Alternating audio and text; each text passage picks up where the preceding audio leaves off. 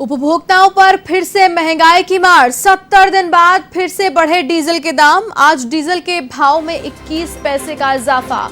98.04 रुपए प्रति लीटर पर पहुंचा डीजल।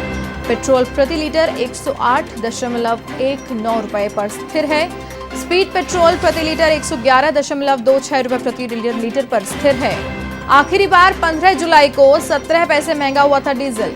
18 अगस्त से 5 सितंबर तक डीजल और पेट्रोल के दाम घटे भी थे। बड़ी खबर इस वक्त की आपको बता रहे हैं। उपभोक्ताओं पर फिर से एक बार महंगाई की मार दिखाई दे रही है। डीजल के दामों में वृद्धि देखी गई है एक बार फिर से।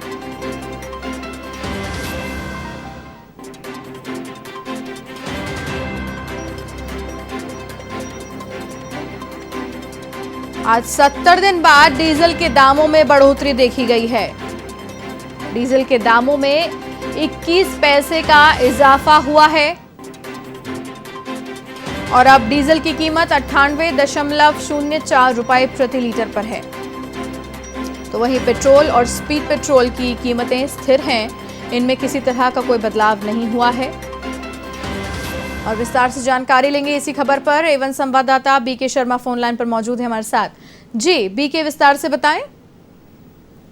भारती, ये आप देखेंगे कि पिछले अगर 70 दिन का ये आंकड़ा हम देखते हैं तो इसमें नजर आता है कि उतार चढ़ाव काफी रहा है।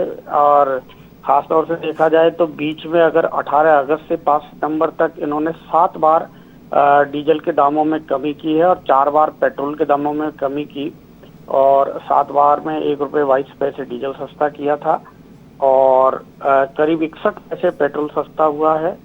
लेकिन ये है कि ये एक छोटा सा एक भाग है जिसको अपन राहत के लिए कह सकते हैं। लेकिन अब आज से वापस से ये कीमतें बढ़ना शुरू हो गई है। लेकिन अब ये लंबा दौर चलेगा कि वापस, क्योंकि हमेशा ये पैटर्न रहा है पिछले 2 साल से देखा जाए कि एक बार पेट्रोल और डीजल के दाम बढ़ना शुरू होते हैं तो बढ़ते ही जाते हैं, घटना शुरू होते हैं तो कुछ दिन घटते हैं, लेकिन जो घटने का जो रेशो है वो बहुत कम होता है, बढ़ने का रेशो ज्यादा होता है। ये केवल मैनिपुलेशन है थोड़ा सा पेट्रोलियम कंपनियों का या पेट्रोलियम मंत्रालय का, सरकार का, कि ज्यादा माहौल नेगेटिव ना बने। बाकी तो ये कुल मिला के भार है जो आम उपभोक्ता के ऊपर है, क्योंकि आपने पहले लगातार कीमतें बढ़ाई थी, बीच में थोड़ा सा सस्ता किया, लेकिन आप देखेंगे कि इस बीच में एलपीजी के दाम भी बढ़ा दिए। लगभग 100 रुपए प्रति लीटर तो प्रति सिलेंडर घरेलू के दाम बढ़ गए, घरेलू गैस के, और कमर्शियल गैस के जो दाम हैं वो तो करीब 300 साढ़े 300 रुपए तक बढ़ चुके हैं। तो ये पेट्रोलियम कंपनियों का एक तरह से खेला है जो यहाँ किया जा रहा है उपभोक्ताओं के साथ में। लेकिन इसके ऊपर ज्यादा दुख की बात यह है कि समझ में नहीं आया कि सरकार की ओर से कुछ गंभीरता की जो बातें हैं या मंथन है या बातचीत करना या सोर्स ऑफ क्रूड ऑयल तलाशना इंटरनेशनल मार्केट में जी, तो वो नहीं हो रहा। सरकार की ओर से ज्यादा इसके ऊपर उतना गंभीरता से लिया नहीं जा रहा। सरकार को लगता है कि उपभोक्ताओं के ऊपर कोई ज्यादा ये राजनीतिक कोई इसका माहौल नहीं बनता है, तो शायद ये इसलिए सरकार कीमतें बढ़ा रही है। लेकिन आने वाले दिनों में जैसे उत्तर प्रदेश के चुनाव हैं या दूसरे कोई चुनाव हैं तो कोई बड़ी राहत मिल सकती है।